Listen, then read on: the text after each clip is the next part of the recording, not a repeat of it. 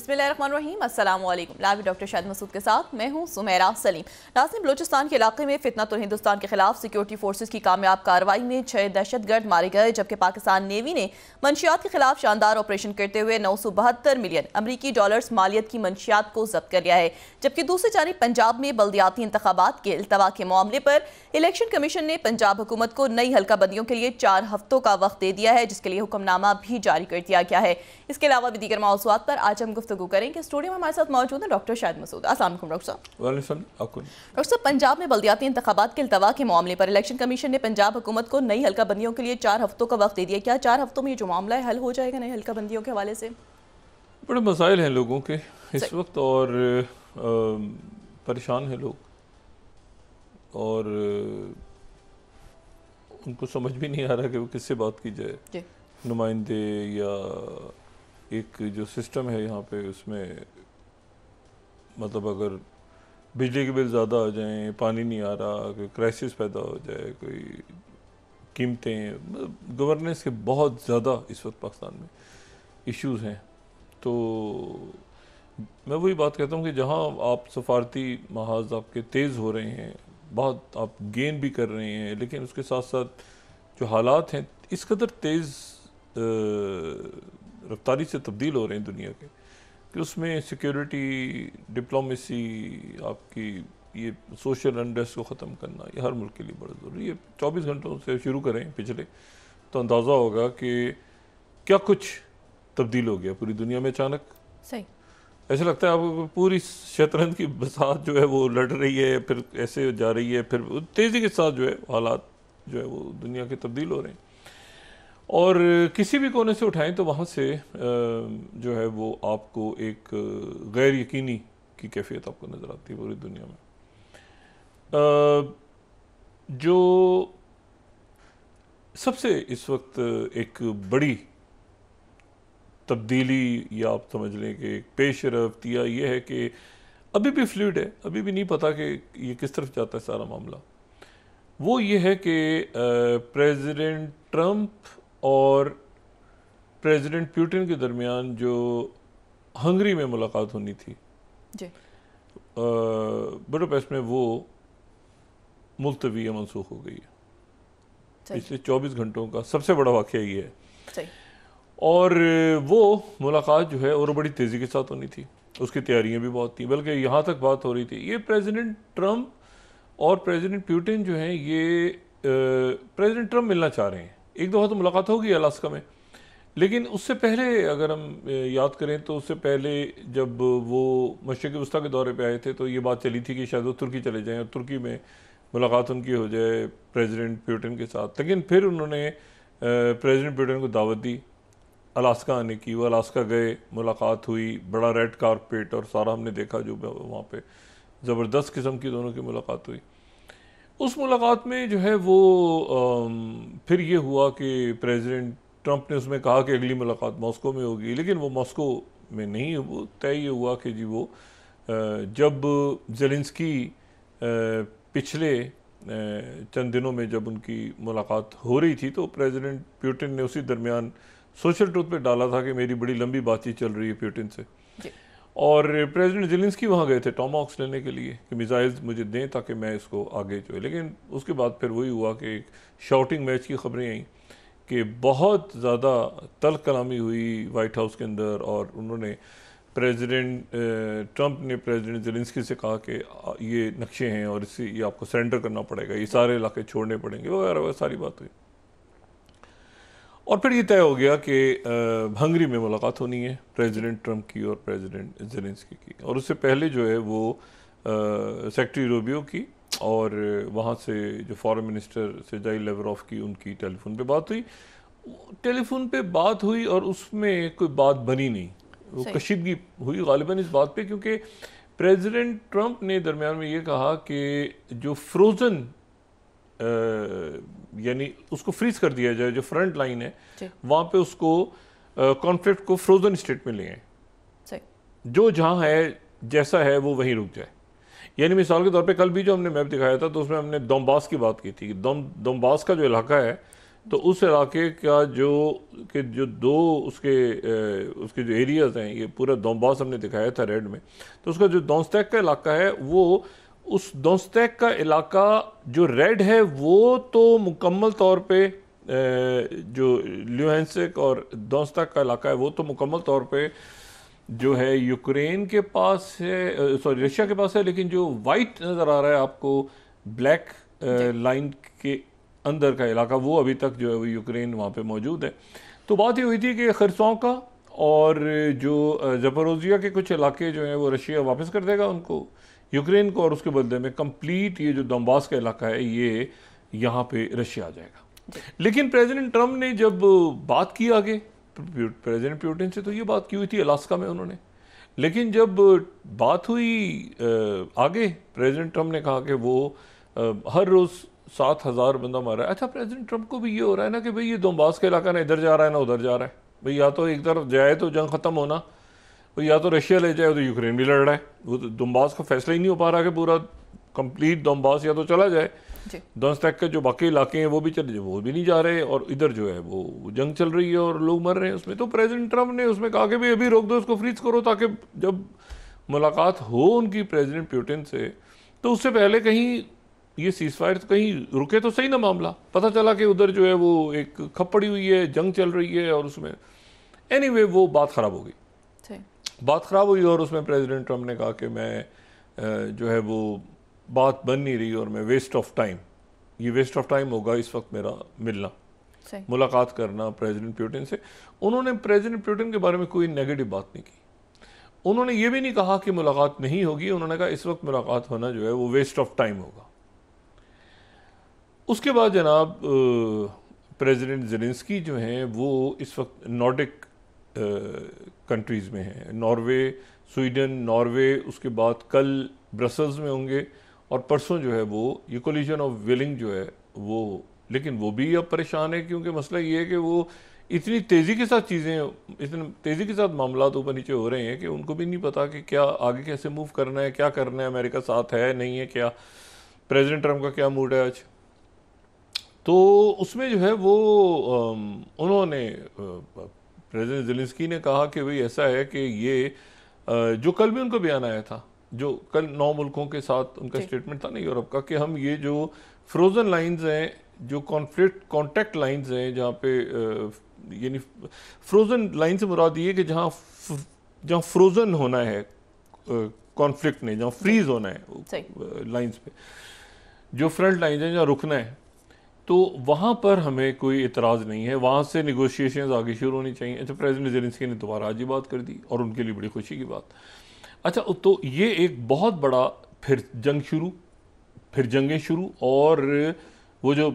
Seize fire की तरफ जा रहे थे कि मामला के प्रेसिडेंट पुतिन और ट्रम्प की मुलाकात होगी तो जंग बंदी हो जाएगी और वो इलाके सरेंडर हो जाएंगे, वो फिर जंग फिर शुरू दोबारा। अब प्रेसिडेंट ट्रम्प ना इस तरफ है ना उस तरफ है, वो कह रहे लड़ो यूक्रेन से।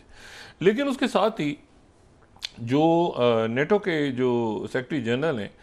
जो चंद उन शख्सियात में से एक हैं जिनकी बहुत ज़्यादा प्रेसिडेंट ट्रम्प जो हैं वो उनकी वो इज़्ज़त भी करते हैं, और उनके साथ उनकी गपशप भी है, जो मार्क रूबियो हैं, और ये वही हैं जिन्होंने वो जो एक प्रेस ब्रीफिंग में वो डैडी करके बात हुई थी, और वो बड़ा हंसी मजाक भी करते हैं उनके साथ, और बड़े ज़बरदस्त हैं नेटो के सेक्रेटरी जनरल। तो इस पूरी सूरत हाल में वो आज प्रेसिडेंट ट्रम्प से मिल रहे हैं। अच्छा, अब यानी नेटो के सेक्रेटरी जनरल प्रेसिडेंट ट्रम्प से मिल रहे हैं, और नेटो जाहिर है कि यूरोप के ममालिक सारे जो हैं, सवाए उसमें एक आध मुल्क के, वो सारे मुल्क तो चाहते भी हैं, नहीं भी चाहते। एक तरह से उनको पता भी है कि इसका जंग के नतीजे में इकॉनमीज ख़राब होंगी, इमिग्रेंट्स आएंगे, सब कुछ होगा, लेकिन ये उन्होंने स्टांस भी लिया हुआ है यूक्रेन के। तो अब यह है कि अब एक नया कोई प्लान लेकर आज शायद बात होगी प्रेसिडेंट ट्रम्प से, वो नेटो के सेक्रेटरी जनरल का आज थोड़ी देर में मुलाकात होगी, तो कल से बात करेंगे, लेकिन ये मुलाकात इंपॉर्टेंट है। अच्छा, ये दौरा पहले से तय था, ये जो है ना, ये दौरा मैं अगर 10th देखूँ ना, ये मुलाकात ख़त्म होने के बाद इत्तेफाक है, ये नेटो का 10th अगर मैं देखूँ ना, तो NATO secretary general to visit United States of America, और ये ऑलरेडी जो है, ये अगर हम इनकी डेट्स देखें तो ये 21 और ये 2 रोज़ा दौरे पे 21 और 22 तारीख को जो है इनकी वहाँ पर इनका दौरा, छोटा सा इन्होंने लामी जारी किया कि ये 2 दिन, लेकिन वहाँ पर उनकी प्रेसिडेंट ट्रम्प से आज बड़ी इंपॉर्टेंट बात है कि प्यूटिन से मुलाकात कैंसिल हो गई। कैंसिल होने की वजह ये कि सर्जाई लेवरोव ने कहा कि हमारी तो वही पोजीशन है जो तुमने तय किया था अलास्का के अंदर। अलास्का में तय हो गया था कि दोनबास के इलाके जो हैं रशिया के हैं। अब आप कह रहे हैं कि वो जहाँ लाइंस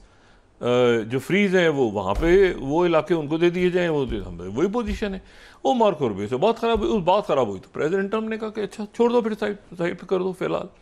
और वो मुलाकात कैंसिल हो गई। अब इस मुलाकात कैंसिल होने में जो क्रेमलिन है उसकी तरफ से बिल्कुल मुख्तलिफ बयानियाँ है। क्रेमलिन ये कह रहा है कि जी मुलाकात की तैयारियाँ जारी हैं,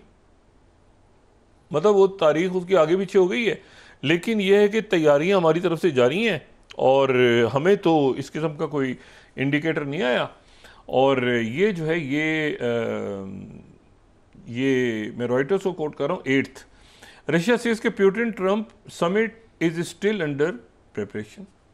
उन्होंने कहा तो तैयारियां जारी हैं। अच्छा, वहाँ से प्रेसिडेंट ट्रम्प ने कहा कि जो है वो फिलहाल अच्छा कोई फ़ायदा नहीं है, वेस्ट ऑफ टाइम वगैरह। अब ये फंसे हुई, सारी दुनिया फंसी हुई है, नेटो, यूरोप, आगे पीछे, कि क्या रशिया कह रहा है कि तैयारियां जारी हैं, प्रेसिडेंट ट्रम्प ने कहा कि वेस्ट ऑफ टाइम होगा इन हालात में। ये तो नहीं कहा कि प्यूटिन बहुत बुरे हैं या रशिया बात नहीं सुनता या मैं टैरिफ लगा दूंगा या ऐसी कोई बात तो की नहीं। अब इधर हैं या उधर हैं, क्या होगा वो फिर दुनिया ट्रक की बत्ती के पीछे लगी हुई है, सारी फिर तैयारियां शुरू। प्रेसिडेंट प्यूटिन इसी दौरान रशिया में वो उन्होंने आज मिसाइल टेस्ट किए, वो टोमाहॉक और ये जो मिसाइल्स हैं पैट्रियट रशिया के अंदर ही उनकी रेड लाइन है। तो उन्होंने आज अपने मिसाइल टेस्ट किए सारे और एक्सरसाइजेज और बेलारूस और ये सारे मुल्क के भाई हम सारे तैयार हैं और ये वो सारा। और फिर उसके बाद उनके साथ ही जो उनके जो डिप्टी फॉरेन मिनिस्टर हैं उनका ये बयान आ गया, ये मैं तासो कोट कर रहा हूँ 9th, कि no significant obstacles to Putin Trump meeting. कोई हमारे तो कोई इश्यू नहीं है, मीटिंग तो अपनी जगह जारी है, कोई हमारे प्रॉब्लम्स नहीं है हमारे दरमियान। लेकिन ये है कि वो वहाँ पर वो बात हो चुकी है कि जो है ये बुडापेस्ट की जो मीटिंग है अभी तो नहीं हो रही ना, अभी तो फौरी तौर पे, लेकिन आगे क्या, आगे भी नहीं होगी, 15 दिन बाद भी नहीं होगी, महीने बाद भी नहीं होगी, वो क्या होगा वो फिर मतलब है कि बस एक सारे जो है ना दुनिया फिर एक ट्रक की बत्ती के पीछे लगेगी मुलाकात होने का, वेस्ट ऑफ टाइम, तो वेस्ट ऑफ टाइम। अब इसकी इंटरप्रिटेशन, अब जो आज नेटो के सेक्रेटरी जनरल है वहाँ पर अगर बात होती है मीडिया से या इंटरेक्शन होता है तो क्लैरिटी आएगी कि क्या प्रेसिडेंट पुतिन चाह रहे हैं। और नेटो भी एक कोई पैरेलल प्लान लेकर आएगा, यानी नेटो के सेक्रेटरी जनरल को भी जाहिर है कि बड़े ज़बरदस्त हैं, वो बड़ी एक उनकी अच्छी पर्सनैलिटी भी है और उनकी सोच भी अच्छी है। वो ऐसा प्लान लाएंगे जो जिसमें कोई रास्ता निकले, इस जंग को ख़त्म करने का कोई रास्ता निकले। ये नहीं है कि जी आप हमेशा के लिए जो है वो एक बड़ी वॉर में चले जाएं और न्यूक्लियर की तरफ चले जाएं, और ये क्योंकि मुल्क ज़ाहिर है इसमें चाह रहे हैं कि भाई हमें जो है वो आगे बढ़ना है। और सब ने मुल्कों ने, अच्छा ये एक बड़ी जो है वो इंटरेस्टिंग बात है कि कई मुल्कों के कई फ्रंट्स खुल गए एक ही वक्त में, कई मुल्कों के, बल्कि आधी दुनिया के तो लगता है कि एक से ज़्यादा फ्रंट खुले हुए हैं, चाहे वो जंग के हों चाहे वो डिप्लोमेटिक हों, वो कई फ्रंट्स खुल गए हैं कई मुल्कों के। अच्छा, तो ये अभी जो मार्को रूबियो सुन के, अच्छा मार्को रूबियो जो है अब यहाँ से भी वापस आते हैं रशिया की तरफ, मिलता है कि रशिया और ये क्या है, मुलाकात होगी नहीं होगी, क्रेमलिन कह रहा है तैयारियाँ जा रही हैं, वो कह रहे हैं कि अच्छा जी अभी वेस्ट ऑफ टाइम होगा। तो ये जो संडे है, यानी 2-4 रोज़ रह गए इस हफ्ते में, ये हफ्ता ख़त्म होने में, तो इस इतवार के दिन प्रेसिडेंट ट्रम्प ने जो है वो मलेशिया में होना है आसियान समिट जी। आसियान समिट में उन्होंने होना है, वहाँ उनकी तैयारियां जारी हैं। लेकिन प्रेसिडेंट ट्रम्प जो हैं उन्होंने ये भी कह दिया कि चाइना से, वो रिपोर्टरों के साथ बात हो रही थी, उन्होंने चाइना से डील तो हमारी हो जाएगी टैरिफ्स के ऊपर, शी जिनपिंग से मुलाकात पता नहीं होती है कि नहीं होती। अच्छा, वो फिर सारी दुनिया ट्रक की बत्ती के पीछे लगी है कि वो एपेक में क्या बनेगा भाई, वो उधर साउथ कोरिया जा रहे हैं, नहीं जा रहे हैं, शी जिनपिंग आ रहे हैं, दोनों की साइड लाइन से मुलाकातें होंगी, और नॉर्थ कोरिया के साथ क्या मामलात हैं, होंगे नहीं। तो प्रेसिडेंट ट्रम्प एक कहते हैं ना कि एक वो बस वो मामला बयान देके वो पूरी दुनिया ट्रक बत्ती के पीछे लग जाती है। अच्छा, उधर शी जिनपिंग को कोई इशू नहीं है, मुलाकात होगी तो होगी, वो उनके अपने इशूज़ हैं, चाइना अपने स्टांस पे खड़ा है, प्यूटिन अपने उसमें खड़े हैं कि हमारी पोजीशन तो बिल्कुल कॉम्प्रोमाइज़ हम किसी सूरत नहीं करेंगे। प्यूटिन ने कहाँ कॉम्प्रोमाइज़ किया यूक्रेन के ऊपर, हम तो बिल्कुल नहीं करेंगे, अगर लड़ना है तो लड़ो, दोस्ती करनी दोस्ती को, ये हमारी कंडीशन है। ये चाइना का भी ये इशू है कि रेयर अर्थ मिनरल्स और बाकी सारे इशू पे टैरिफ लगाने, टैरिफ लगा दो, 500% लगाओ, 1000% लगाओ, तुम्हारा नुकसान है। तो वो उधर से चाइना के, तो वो कह रहे हैं चाइना डील हो जाएगी हमारी, लेकिन ये है कि मुलाकात पता नहीं होती है कि नहीं होती। वहाँ पर भी एक, अब दुनिया सारी सोच रही है कि आसियान में भी अगर वो वहाँ नहीं जाते तो आसियान में आते हैं कि नहीं आते, क्योंकि वो आसियान मुल्कों में वो फिर आके और एपेक में जाएंगे, तो एपेक में जाके वो क्या करेंगे, वहाँ पे जापान जाएंगे, मतलब एक अजीब सा, क्योंकि पीछे ये बड़ी जंगें पीछे खड़ी हैं, और फिर दोबारा वो अलाव जैसे होता है ना चिंगारियाँ, और फिर अलाव फिर भड़कता है, फिर उसके बाद चिंगारियों की शक्ल इख्तियार कर लेता है, सुलगती हैं लकड़ियाँ, और फिर उसके बाद अलाव। अच्छा, इसी दौरान जो है वो मार्को रूबियो, अच्छा मार्को रूबियो जो सेक्रेटरी स्टेट हैं, वो मार्को रूबियो जो हैं, वो उनके बारे में इतला आ रही है कि वो भी इसराइल आ रहे हैं। अच्छा, इसराइल में ऑलरेडी जेडी वेंस हैं नायब सदर, जेरेड कुशनर भी वही हैं, और साथ स्टीव वित्कॉफ भी वही हैं। अब ये इसराइल से इतलात आ रही है, अभी इसकी ऑफिशियली नई अनाउंसमेंट हुई वहाँ से स्टेट डिपार्टमेंट से कि शायद मार्को रूबियो भी वहाँ पहुँच जाए। अब अब क्या ऐसा मसला है भाई, नेतन्याहू जो है वो हते नहीं आ रहा, ठीक है ना, नेतन्याहू हते इसलिए नहीं आ रहा कि नेतन्याहू ने एक तो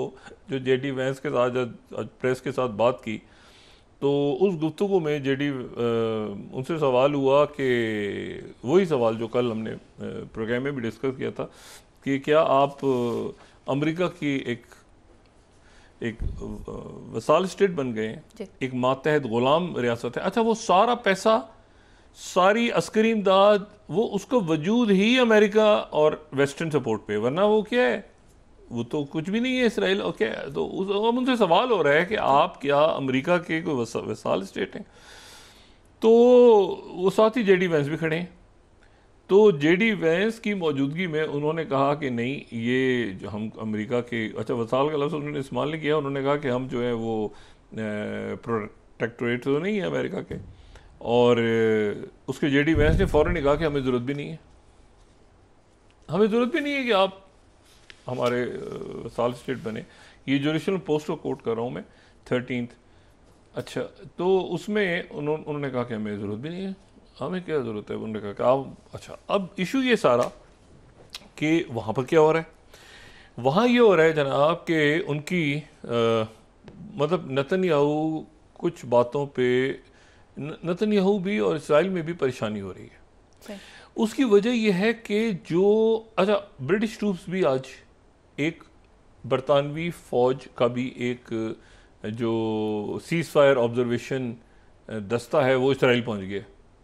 पहले तो अमेरिकन थे ना, अमेरिकन 200 ट्रूप्स पहुंच रहे थे, आज कुछ ब्रिटिश भी पहुंचे हैं, उनकी एग्जैक्ट नंबर्स बात पता चलेंगे अभी, लेकिन अभी शाम के वक्त तो ब्रिटिश भी आ गए हैं वहाँ, ब्रिटिश ट्रूप्स भी आ गए हैं इसराइल में। अब इशू ये है कि वो वहाँ पर इसराइल में ये मसला ये हो रहा है उनके लोगों को कि हमारा जो मिलिट्री हेडक्वार्टर है, हमारा जो शिनबेत का चीफ है, हमारा जो मोसाद का चीफ है, मतलब आप सोचें इसराइल में इस वक्त कौन कौन मौजूद है। इसराइल में नायब सदर अमेरिका, सेक्रेटरी खारजा पहुंच रहे हैं, स्टीव वित्कॉफ मौजूद है, जेरेड कुशनर मौजूद है, एक नन्हे से इसराइल में। और उस इसराइल में जो है वो कभी वो मिलिट्री हेडक्वार्टर चले जाते हैं, वो फौजी आर्मी के लोगों के साथ बैठ जाते हैं, कभी वो उनके शिनबेत के चीफ के साथ बैठ जाते हैं, कभी मोसाद के चीफ के साथ बैठे होते हैं अमेरिकन, कभी उनके साथ। तो वो नेतन्याहू के वो कह रहे हैं भाई कि ये यहाँ पर,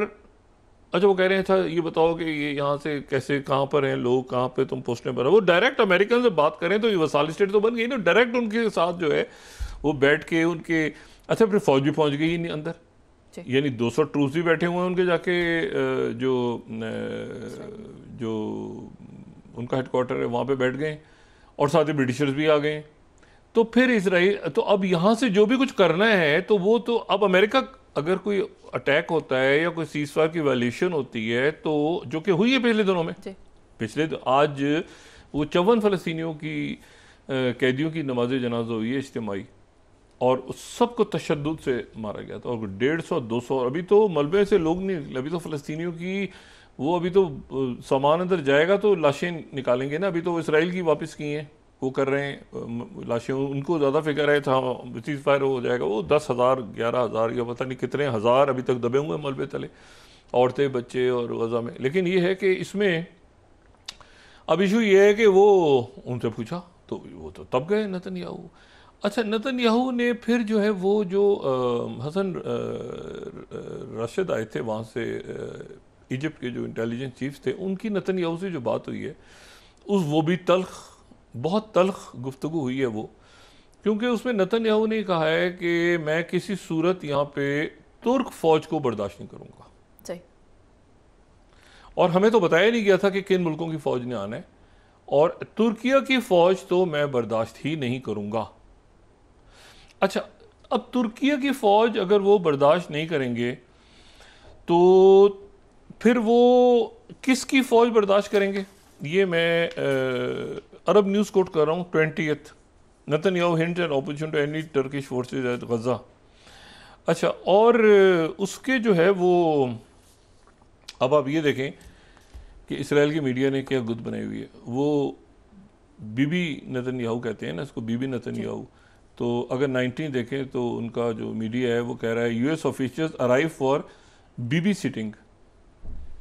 बेबी सेटिंग की जगह Bibi setting at Washington title ceasefire oversight of Israel. Ceasefire बिल्कुल करके देना है, हिलना जुलना नहीं है। वो ट्रंप ने कहा हुआ पकड़ के रखो, ये हिले जुले ना यहाँ से, ये सारे मामलात को आगे लेके आपने चलना है, ठीक है, क्योंकि वो सबके साथ दोस्ती हो गई है। वो देखे ना अर्दोगन की फौज, अच्छा तैयब अर्दोगन जो है, मैंने आपसे कल भी बात की थी, परसों भी इसराइल में एहसास हो रहा है कि ईरान ने जो हमें घेरा हुआ था चारों तरफ से, या ईरान के साथ जो मुंसलिक तंजीमें थीं, ईरान की जगह अब तुर्की आ रहा है, चाहे सीरिया में चाहे बाकी जगह, और गजा में भी आ जाएगा, इधर भी आ जाएगा, तो तुर्की जगह संभाल लेगा। और तुर्की की जो फौज है, और तुर्की के साथ फिर आज़रबाईजान, और आज़रबाईजान के साथ अगर पाकिस्तान आ गया, 4-5 मुल्क हैं इस्लामी मुल्क जिनकी फ़ौज, बड़ी फ़ौजें हैं जिनकी, तो ये मुल्क अगर पहुंच गए तो फिर क्या बनेगा, ठीक है ना। और पाकिस्तान का आपको पता है स्ट्रेटेजिक अलाइंस हमारे सऊदी अरेबिया के साथ भी हैं, हमारे स्ट्रेटेजिक अलाइंस जो है चाइना के साथ भी हैं। हम अभी तक जो है वो जो अमेरिका के साथ हम एक उनके बड़े अलाई भी हैं, ठीक है ना, नॉन नेटो अलाई भी हैं, तो उनके साथ भी ताल्लुकात ठीक हैं पाकिस्तान के। तो पाकिस्तान के कई मुल्कों के साथ जो है वो हमारे अस्करी ताल्लुकात बड़े, चाइना है, रशिया के साथ भी बहुत बेहतर हो रहे हैं। अच्छा, अब ये है कि ये तो अब वो ये कह रहे हैं कि यार यहाँ पर हम तुर्की की फ़ौज बर्दाश्त नहीं करेंगे, और ये हमारी रेड लाइन है। अच्छा, तैयब अर्दोगन को कोई इशू नहीं है, क्योंकि अच्छा साथ ही वो इन्होंने एक और बात की उनसे, उन्होंने कहा ये आपके यहाँ क्यों, ये लोग जो फ़लस्तीनी आपके यहाँ जो ट्रेन हो रहे हैं इजिप्ट के यहाँ, ये कौन है? उन्होंने कहा फ़लस्तीनी है भाई। उन्होंने कहा नहीं, ये आपके यहाँ क्यों ट्रेन हो रहे हैं? तो उन्होंने कहा हमारे ये बड़ी तलखी हुई है इजिप्ट के जो इंटेलिजेंस चीफ की और नेतन्याहू ये जो आए थे यहाँ पे। एक तो अब ये हो रहा है कि गए क्यों थे, एक तो ये अरब ममालिक में हो रहा है कि बात करने की ज़रूरत क्या थी, उनको भी एहसास हो रहा है कि बात करने की ज़रूरत क्या थी, लेकिन जेन क्लियर हुआ। वो कहते हैं कि जी इजिप्ट के अंदर जो लोग ट्रेन हो रहे हैं इनको भी हम चेक करेंगे पहले कि हमास के लोग निकलाए तो क्या होगा, ये क्या होगा, वो क्या होगा। अच्छा, जॉर्डन के ऊपर भी कह दिया कि जॉर्डन में कौन से लोग ट्रेन हो रहे हैं, हमें तो जॉर्डन ने बताया ही नहीं। ओ भाई, सारे आपसे पूछ के क्या ट्रेन करनी है फ़लस्तीनी क्या आप बताएंगे कौन से फ़लस्तीनी होंगे कौन से नहीं होंगे। तो वो जो है वो मामलात उनके बिगड़े हुए तुर्किया पे। अच्छा, तैयब अर्दोगन जो है वो रिलैक्स, आज उन्होंने ज़बरदस्त किस्म का दौरा किया है कतर का, और उनका मैं आज जो उनका स्टेटमेंट है अब कतर का, यानी ये दो मुल्क जो उसमें जामिन है, उस एग्रीमेंट में दो मुल्क जो जामिन है, वो आज उनकी मुलाकात हुई है। तैयब अर्दोगन जो है अभी तो खैर ओमान पहुंच गए, वो कुवैत से वो आए थे कतर में उनका स्ट्रेटेजिक उनके एग्रीमेंट्स हुए हैं बहुत सारे। ये मैं सिर्फ अगर 26 देखूँ ना तो ये उसमें ये जो उनका अमीर का जो दीवान स्टेट ऑफ कतर है, इसमें हिज हाइनेस द अमीर एंड तुर्की प्रेसिडेंट को 11 कतरी Turkish supreme strategic committee meeting तो ये इनकी मीटिंग जो है वो बहुत बड़ी एक इनका इजलास हुआ है, बहुत सारे मुआहदे दस्तखत हुए हैं और ये उसके बाद ओमान पहुंच गए। ओमान भी बड़ा इंपॉर्टेंट है स्ट्रेटेजिकली। ओमान वो मुल्क है ना जहाँ पे हूतीस के साथ और बाकी, और ओमान को मैं दाद देता हूँ, नक्शे पे देखें ओमान जो है वो यमन के साथ बिल्कुल, ये बस वो जोग्राफी ने काम कर दिया कि बीच में वो जो है वो ऐसा इलाका आ गया, यानी अदन और सना के साथ दरमियान में वो एक इतना बड़ा एक इलाका जो है वो बिल्कुल खाली इलाका है वहाँ पे, लेकिन उस तरफ ओमान है, तो इसलिए वो जो है वो ओमान चूँकि दूर है, ये यमन में सना और ये सारे इलाके एक साथ हैं, तो ये ओमान जो है वो न्यूट्रल रहा इस पूरी जंग में। जब किसी ना किसी ने जो है हुतीस की साइड लेनी थी, किसी ने एंटी हुती जाना था, ओमान ने कहा कि हम दरमियान में मुकम्मल तौर पे न्यूट्रल रहेंगे। ये इस पूरी यमन की जो खाना जंगी थी इसमें फरीकी नहीं बने, इसीलिए अब वो वहाँ पर सारे पहुँचते हैं और वो जो मुल्क है वो एक तरह से हुतीस भी ट्रस्ट करते हैं और अमेरिकन भी और अरब ममालिक भी, बाकी सब मुज़ाकरात वहीं होते हैं, तो वहाँ पर भी जा रहे हैं तैयब एर्दोगन। अब वहाँ जाना बड़ा सिग्निफिकेंट है उसकी, और हुतीस है ना, हुतीस का सारा जो है वो मामला हो, तो ये वहाँ पे जा रहे हैं कतर से। अब कतर भी उसमें ज़ामिन है 20 पॉइंट्स जो ट्रंप प्लान है, और उसमें जो है वो तैयब एर्दोगन भी हैं, और तीसरा इजिप्ट है। तो क्या खाली इजिप्ट जाएगा और मुल्कों की फ़ौज नहीं होगी? अमेरिका ने कह दी हमारे कोई बूट्स ऑन ग्राउंड नहीं होंगे गज़ा में, और ना बरतानिया के होंगे, ना किसी और मुल्क के होंगे, ये इस्लामी मुल्क ही होंगे, और बाकी मुल्कों की इमदाद होगी या यूनाइटेड नेशंस होंगे या कोई बोर्ड बन जाएगा और उस बोर्ड के अंदर लोग मौजूद होंगे, लेकिन बूट्स ऑन ग्राउंड सवाल ही पैदा नहीं होंगे। तो इस्लामी फ़ौजें होंगी और वो ट्रेन करेंगी फ़लस्तीन के लोगों को। अब इस्लामी फ़ौजों में ये सारे वो मुल्क हैं जिनके हमास के साथ किसी ना किसी तरह के ताल्लुकात है, हमास से नहीं तो फ़लस्तीनी अथॉरिटी से, तो कोई किसी से, तो कोई फ़लस्तीनी तो ऐसा मुझे बताएं कि कोई आप ढूंढ के बता दें किसी मुल्क का कोई शहरी, किसी मुल्क का कोई शहरी जिसका कोई पॉलिटिकल व्यू ना हो, पाकिस्तान में, इंडिया में, अमेरिका में,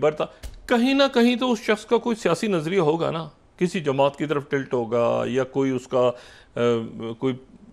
मज़हब के हवाले से कोई नज़रिया होगा, कोई नज़रिया। आपको ऐसा कहाँ से आदमी मिलेगा जो ना फ़लस्तीनी अथॉरिटी के साथ रहा हो कभी ज़िंदगी में, ना हमास के साथ रहा हो, ना वो उसका कोई पॉलिटिकल टेट है, वो चलता फिरता है कोई गुड्डा बाबा सा हो और उसको लाके बिठा दें आप एक जगह पे। तो मसला ये है कि, और वो जिसको बिठाते हैं लाके उसके 50,000 माली स्कैंडल्स निकल आते हैं, मतलब कोई टोनी ब्लेयर ट्रस्ट में था, इसमें था, उसमें था, फलां था। टोनी ब्लेयर शायद आ जाए, मैंने पहले भी बात की थी, लेकिन बाकी कई शख्सियत के ऊपर वो अभी तय होने मामला। और तुर्किया अगर नहीं होता, तुर्किया तो ज़ामिन है प्रेसिडेंट ट्रंप के साथ साइन करने वालों में, एक तरफ कतर था एक तरफ तुर्की था, तो दो मुल्क पीछे निकले तो खाली इजिप्ट रहेगा। तो अब ये है कि ये उन्होंने कहा हुआ इसको टाइट करके रखो। लेकिन इस दौरान वक्फे में जाने से पहले एक और ब्रेक थ्रू हुआ है बड़ा, जिसके मजीद होने के इम्कानात हैं। वो ये है कि प्रेसिडेंट ट्रंप की बात हुई है दिवाली के मौके पे इंडियन प्राइम मिनिस्टर मोदी के साथ, मुबारकबाद दी है उन्होंने, ठीक है, एक दूसरे। लेकिन उस मुबारकबाद में उन्होंने ये कहा है कि मैंने जो है वो, उसके बाद उन्होंने कहा कि मैंने ये जंग जो है ये रोकी पाकिस्तान और इंडिया के दरमियान, और ट्रेड के हवाले से बातचीत आगे बढ़ रही है। अमेरिका और इंडिया के दरमियान ट्रेड का जो एक टैरिफ का जो इस बुनियाद पे कि अच्छा, वो कहते हैं मैंने उनसे कहा है रशिया से ऑयल लेना बंद कर दो, वो बंद कर दिया उन्होंने, बंद कर देंगे। तो ट्रेड के ऊपर भी बातचीत अच्छी हुई है। अब ट्रेड के ऊपर बातचीत अगर अच्छी होती है और इस पर वो 15-16% जो बात चल रही है कि एक ब्रेक थ्रू हो जाता है अगले चंद दिनों में, अगले 24-48 घंटों में ब्रेक थ्रू हो जाता है, या हफ्ते में भी कहीं, लेकिन अगर ये ब्रेक थ्रू की बात आती है कि अमेरिका और इंडिया के दरमियान ब्रेक थ्रू हो गया टैरिफ पे, 15% का ब्रेक थ्रू हो गया, तो प्राइम मिनिस्टर मोदी की फिर मलेशिया में प्रेसिडेंट ट्रंप से मुलाकात की तैयारी हो रही है। जी, ब्रेक के बाद डिस्कस करते हैं। मलेशिया में आसियान समिट में प्राइम मिनिस्टर मोदी की और प्रेसिडेंट ट्रंप की साइडलाइन से मुलाकात की कोशिश हो रही है, अगर ये ब्रेक थ्रू हो गया उससे पहले। जी, ब्रेक के बाद डिस्कस करते हैं। जी नासिम, वापस आते हैं छोटे से ब्रेक के बाद।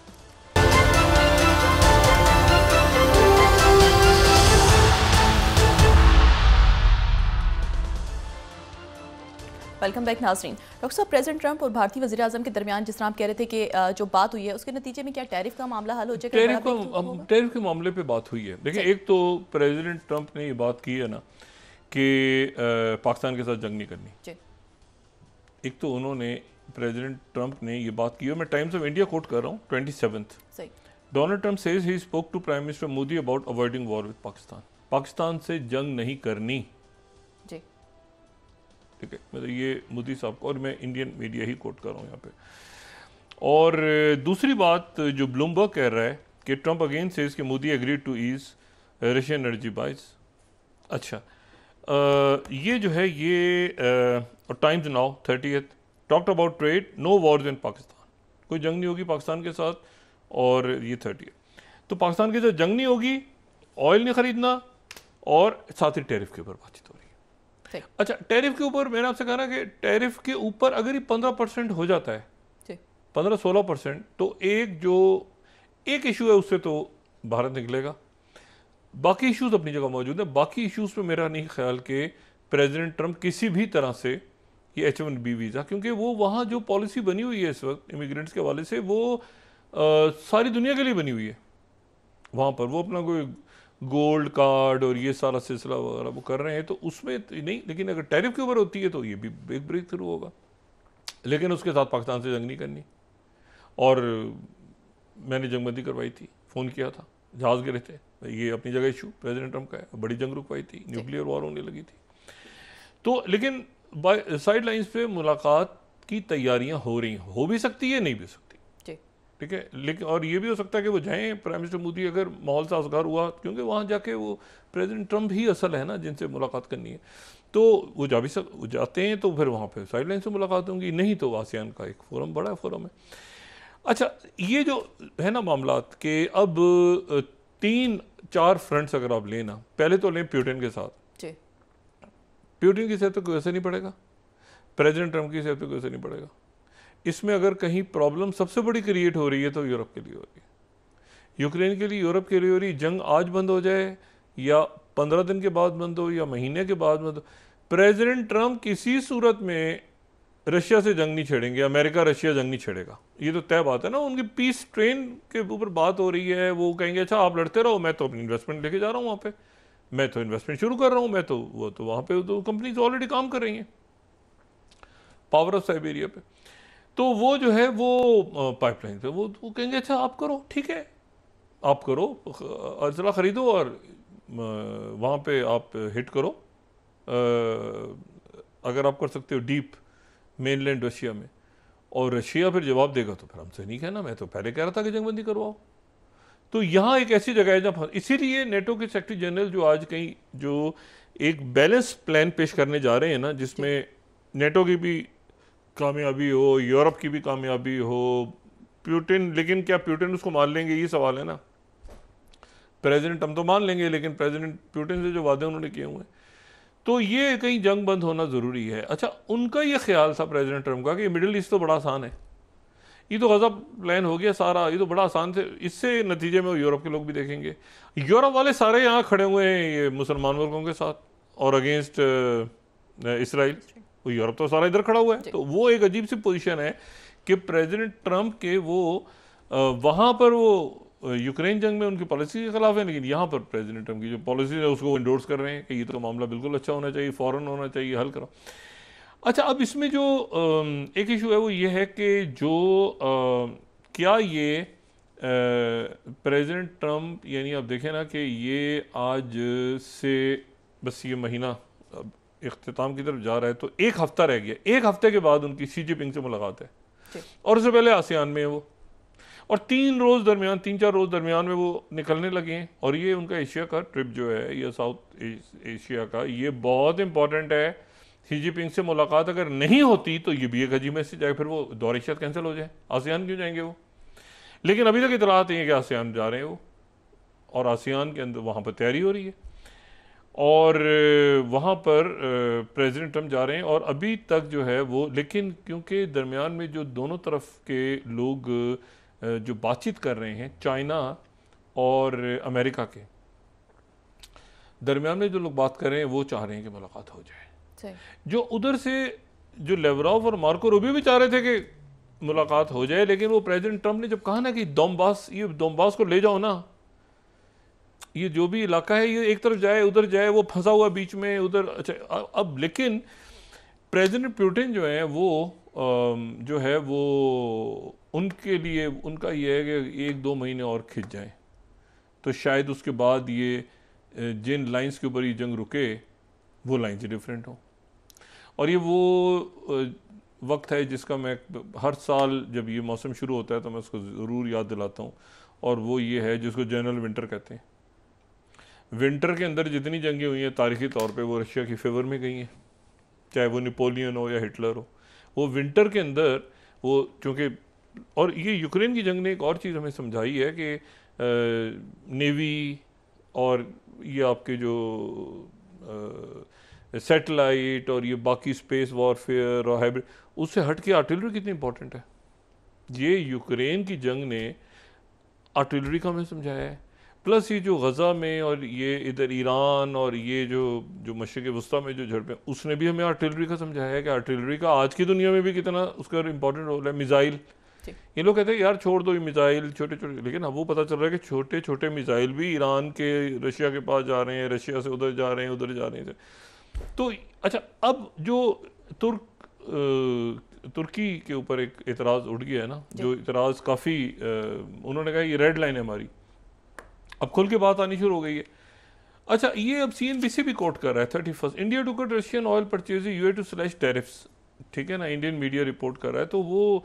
टैरिफ कम करेंगे, वो परचेजेस कम करेंगे, परचेजेस चलती रहेंगी किसी ना किसी हवाले से। मेरा नहीं ख्याल कि वो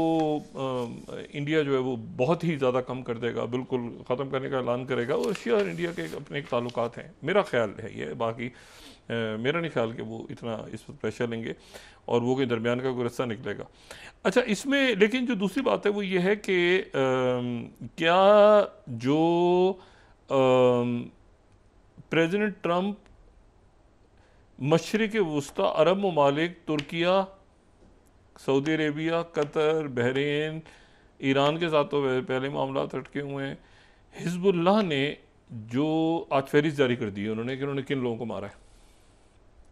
उन्होंने अपने अंदर, बाहर नहीं, अंदर जो गज़ा वगैरह में इधर उधर वो सारे वो अबू यासिर शहाब जो बंदा था जो निकला हुआ था, अबू यासिर,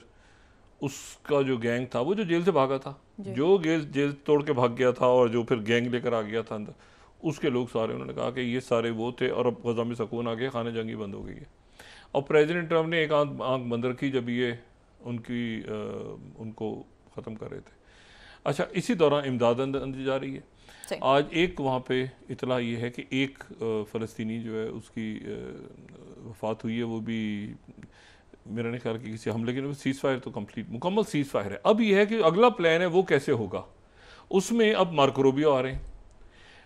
अच्छा यहाँ पर अब इसका क्या हुआ है, पहले तो इसराइली फ़ौज कर रही है, इसराइली फ़ौज कर रही है, इसराइली फ़ौज। अब चूंकि अमेरिका और बरतानिया और बाकी मुल्क इधर बैठ रहे हैं आके, और मगरबी मुल्क कह रहे हैं कि हमारे कोई बूट्स ऑन ग्राउंड नहीं होंगे, उधर हमारी सिर्फ NGOs होंगी, तो इधर से जो अटैक करेंगे तो अपनी NGOs को मारेंगे। ये यहाँ फंस गया हुआ। और साथ ही वो ये इसराइल में बात हो रही है कि जो बड़ा ये गुडी गुडी बड़े अच्छी पसंद, अच्छा हम ये कहते हैं, ये अहमद शरा तो बंदा ही तुर्किया का है, तुर्किया और कतर और ये इनका ही तो बंदा है। तो ये इस तरफ जो ये जो हमारे गोलान के पहाड़ों पे बैठे हैं आके, तो ये जो अहमद शरा के अच्छा में बड़े ताल्लुकात है, ये तो बंदा ही उनका है, जिनको जो इसमें 2 फरीकैन है। तो ये अब उनके अंदर सेकंड थॉट हो रही है कि 1 मिनट ठहर जाओ, तो इधर भी तुर्की, उधर भी तुर्की, इधर भी इधर इजिप्ट, उधर कतर, उधर ये, और कतर कौन सा जो अटैक किया था। तो ये जो है, और उन्होंने उनका ये कहना ये है कि अल जज़ीरा जो है, आज उन्होंने एक और बात उनके एक अंदर पार्लियामेंट में डिस्कशन हो रहा था, अभी वोटिंग उन्होंने की है ना, वेस्ट बैंक के ऊपर पहला वोट पास कर दिया कि वेस्ट बैंक हिस्सा बनेगा हमारा, एक शुरू का वोट पास कर दिया। उधर से UAE क्लैरिटी के साथ कह चुका है,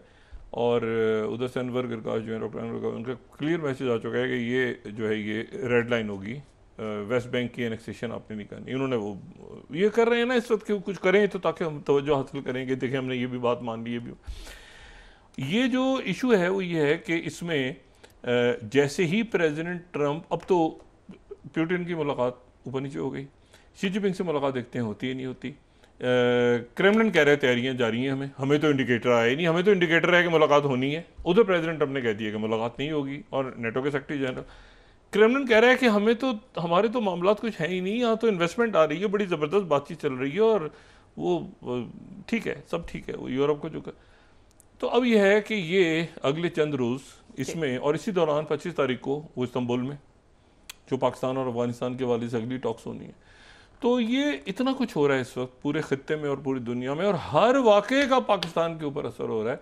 तो हम जहाँ पर बाकी दुनिया पे हर तरफ हम एक पॉलिसी तेज़ी के साथ, हम कोई परमानेंट पॉलिसी रख भी, इतने तेज़ वाक़यात हो रहे हैं कि आपको हर वक्त उसी के साथ सिक्योरिटी रिलेटेड है, उसी में सोशल अनरेस्ट है, इन्वेस्टमेंट्स कैसे होंगी, क्या होगा, क्या, तो उसमें मेरे ख्याल है कि थोड़ा सा हमें अपने अंदर पॉलिटिकल टर्मोइल को कम करना चाहिए। सोशल पॉलिटिकल टर्मोइल में क्या कहूँ, सोशल अनरेस्ट है, लोग परेशान हैं, उसे कम करना चाहिए, और ये देखना चाहिए कि हमने जो गेन किया है डिप्लोमेटिकली या अपने अस्करी महाज पे, सिक्योरिटी के महाज पे, ऐसा ना हो कि अंदर की हमारी जो आपस के हमारे जो मसले मसाइल हैं, झगड़े, और झगड़े क्या है, लोग परेशान हैं ना, झगड़े क्या मैं कहूँ, लोग परेशान हैं और वो एलीट आपस में लड़ रही है। तो ये है कि ये दुआ है कि ये जो बैरूनी महाज पे या सिक्योरिटी के महाज पे, ये सफारती महाज पे जो कि मिलिट्री डिप्लोमेसी है, तो उस महाज पे जो हमें कामयाबी हासिल हो रही है वो हमारे अंदर भी ट्रांसलेट हो, जी, मुल्क के अंदर भी। दुआ है हमारी। जी बहुत शुक्रिया डॉक्टर साहब। नाज़रीन, के साथ ही आज का प्रोग्राम अपने इख्तिताम को पहुंचा। मुझे सुमेरा सलीम को इजाज़त दीजिए। अल्लाह ने के बाद। जी डॉक्टर, अपने दोस्तों रिश्तेदारों को के लोगों का सब ख्याल रखिएगा। अल्लाह हाफ़िज़।